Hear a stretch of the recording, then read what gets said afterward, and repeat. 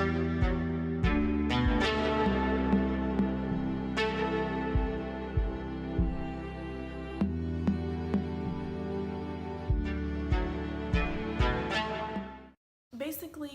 today's video is going to be my life. I think it's more authentic and I think it's more sincere when it comes from me and I actually talk about it and you can see me and you can see my roller coaster of emotions. Great. Basically, what I want to talk about is who I am. I want you to know a lot more about me. My mom and my dad had me at a pretty young age. My mom got pregnant with me when she was 14 and had me when she was 15. I grew up like around a lot of friends whose parents were together. I never sat down and thanked my mom for everything that she has done, or my stepdad, and I'm so grateful and thankful and blessed to have them in my life. This makes me so emotional because I used to be so ungrateful. I guess because what I was struggling with in myself, and nobody knew that. Like, I hid it, and I used to cut myself, and like all the time. I used to cut myself on my arms, on my legs, on my stomach, on my ankles, on my feet. Like, they would go out and they would do things as a family. I would stay home and I would tell them, oh, I'm gonna go with blah blah blah anyways, they're gonna come pick me up, or oh, can I go with blah blah blah. And the whole time I would be home cutting myself and writing suicide letters, just hurting. The strength that I have now, I never would have imagined that I had. When I was in high school, I would wear hoodies all the time. I wasn't like goth, wear all black type stuff, but I would just always wear a hoodie and always be like, oh, it's so cold in here. And I remember going through a really dark time in my life, and I felt so alone in a crowd full of people. And I hated that as a kid I had to go through that.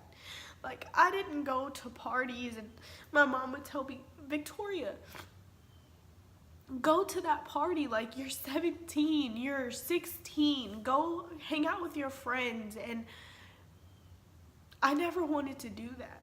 And my depression got the best of me. I would be out and I would have fun with my friends, and then all of a sudden just this dark cloud like just hovered over me, and I got this feeling like I want to go home. My family would be like, you're so lazy, like you lay in bed all day long, like, because they didn't know what I was going through. They didn't have depression. They didn't know. And like, I would feel a physical pain in my chest. Like, I couldn't get up, I couldn't breathe, I felt locked in a bed. Like, I just wanted to lay there and cry. I didn't have it in me to tell my mom, the woman who gave me life, that I did not want it anymore. And then I met my ex-girlfriend. I was 16 and I met her, and she became, without a doubt, like my happiness. Like, she was there for me when nobody else was. She was in North Carolina and I was here, but she was there for me. I talked to her all the time. Like, she easily became like that safe place. When she moved down here, I was just the happiest person ever. I went to go visit her my junior year, and then she came down here the summer going into my senior year and visited for 2 months, and then she had to go home. And I felt like a big hole in my chest at that point when she left. I felt like I never wanted to feel that again. And next time I seen her, I wanted it to be because we were gonna live together. So that's what happened. We ended up spending 4 years together. And then now she's happy, she's in a relationship, and I have no hate towards her because nobody understands, fine, we're gonna cry again. Because nobody understands what she did for me. She was my best friend. And I'm so happy to have met her and to have known her and to have had her there for me when nobody else was. Now she's in another relationship and I wish her nothing but the best. Like, I mean that from the bottom of my heart, because I know how good she made me feel and I know what kind of person she is.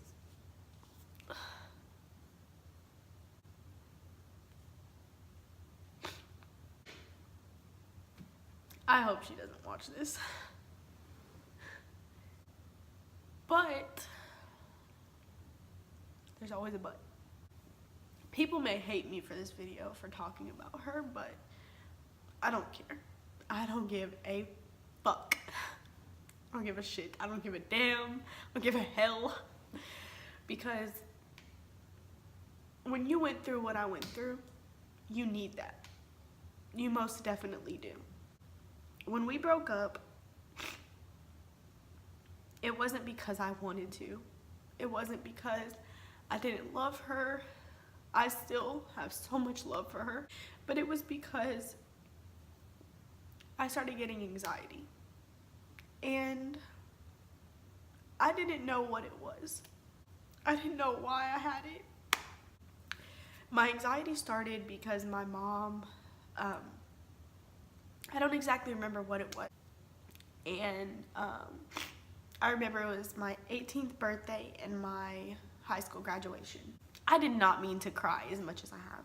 So let me clear myself up so I can talk about this, which I'm gonna cry again, no doubt. So it was my 18th birthday and my graduation party. And my mom was in her room, which is that room right there. Good old room there. I walked in on her putting on her monitor. Like, she had a little monitor she had to carry on her, and she was putting the patches on, or she was taking it off or something. And I was like, what is that, you know? And she was like, oh, it's nothing. It's just something to monitor my heart. Just kind of told me, today's about you. I don't want you to worry about it. And I was like, okay. But I was really upset with her because my mom, oh my God, is really everything to me. And I'm 21 and I'm still attached to her hip. But at the time I was so terrified. Like, I was so terrified that I was gonna lose her. So we got up and she was like, Victoria, I want to dedicate this song to you. And I'll never forget it.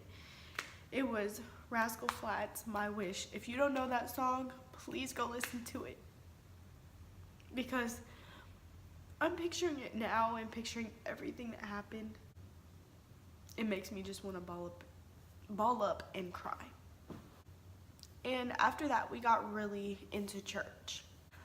I did because I knew that it was time for me to be okay. And it came a point where every Wednesday, religiously, we were at church. I was standing up, I was praying, I was shouting, I was going down to being prayed for. I was praying in front of people. I could be in a mall right now, and if my mom texted me and said, hey, blah, blah, blah, I need you to pray for me, I'm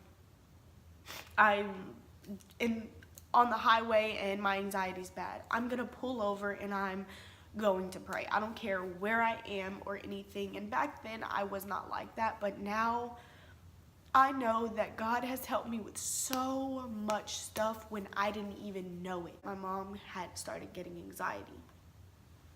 I remember there was a time where she couldn't even sleep. She was waking up all hours of the night. I would sleep with my phone right next to me and I would tell her, I would say, Mom, if you need anything, I don't care what it is, a glass of water, one piece of ice, wake me up. I don't care what time it is. And she did. Like, she needed me as much as I needed her. Ugh, I wish she was here right now so I could hug her. Because when she would call me and I sat in there for hours at her bedside waiting for her to take medicine that she did not. She didn't even end up taking because she didn't like the way it made her feel.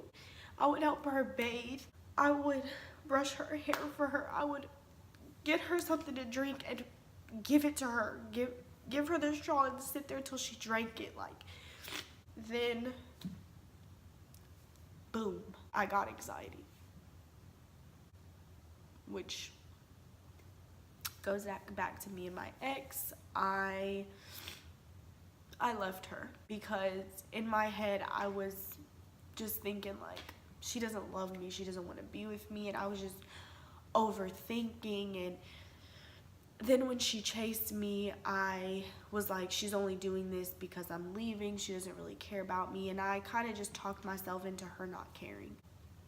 Anxiety does that. And I realized that's what it is. It's anxiety. That is all that it is, and that's it. It's anxiety. If I could go back and do it differently, I would, because I lost my best friend over that. And I know that I hurt her, and I'm so sorry that I did that, because I regret it with everything in me. But also, I found myself.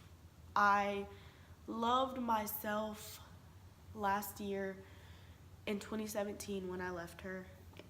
In June of 2017, I left her. And in this whole entire year, it is now June 2018, I have found myself and loved myself more than I could ever explain. And I do still struggle with anxiety, and I still wake up sometimes and I can't breathe, but the only person that I call is my mom, because I know she gets it. I drove around in the car. I got my mom to pick me up, and we drove around for hours debating on if I wanted to go to the hospital or not, because I knew what it was. And we listened to gospel music, and I sat in the car and I cried and I cried and I cried, and I just knew, like,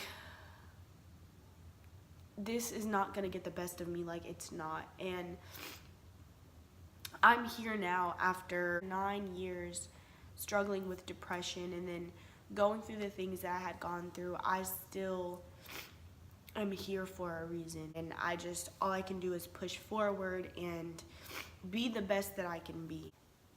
I'm so thankful that I was able to sit here and tell this story to you and, like, let you guys know who I am. Like I said, I'm not the type of person to cry on camera, but I did multiple times, like I said I would, because I know talking about family and everything like that, my life, it is very sensitive to me. And then in 8th grade, I came out being bisexual. I still dated guys, even though I didn't like them, but I still dated guys, and I came out as bisexual.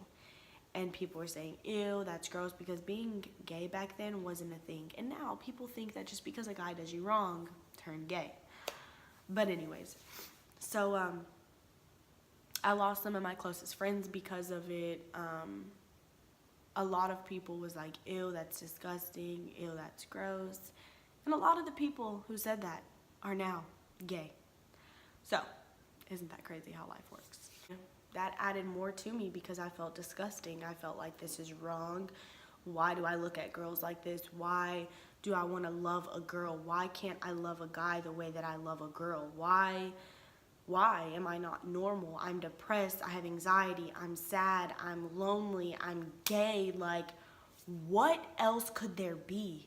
Now, I'll take your girlfriend for boys. And girls, holla at me. No.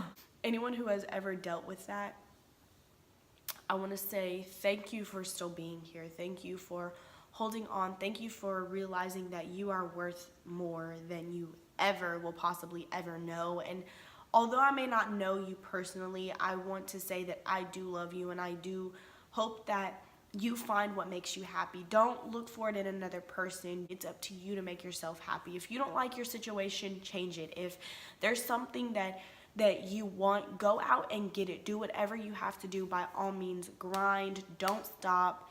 Don't let anyone tell you that you can't do something that you absolutely want to do. If you feel like being a doctor is what's going to make you happy, and your parents want you to be a lawyer, be a doctor. Because at the end of the day, they don't have to go to that job every day. You do. If you feel like being a freaking stripper is what's going to make you happy, girl, go out and shake your tail feather. You know, like, do what's going to make you happy. Don't depend on other people's happiness. Don't depend on other people's perspective of you. If you love you, then odds are people will love you. So that's all I have to say. Thank you guys so much for watching. I know I'm going to get hate comments. Hopefully I don't, but I know I will. It's YouTube, it's social media. So, but now, good thing you can filter out negative comments. So anything negative I can filter out, or put report for spam or whatever. So, if there's anything that you need to know, or anything that you want to know, if there's any more videos that you want to know, then please leave all your suggestions down below. I know this video is just kind of splattered everywhere, and it maybe doesn't even make any sense, but like I said, I was very nervous to do this video, or maybe I didn't even say that, but I was very nervous to do this video, and I didn't know exactly where to start, where to finish, or what to include, so I kind of my mind just went everywhere. So I just hope that you guys enjoyed this video. I hope I was able to just kind of touch you in a different way, and I hope I was able to get you to understand my side of things. So thank you guys so much for watching, and I'll see you in my next one, guys. I'm dreading making this video. I really don't want to make it. You know when your throat gets sore, you get that little knot in your throat, you know you're about to cry. But anyways, get yourself together. And so I'm shaking really bad. My anxiety is getting really bad right now.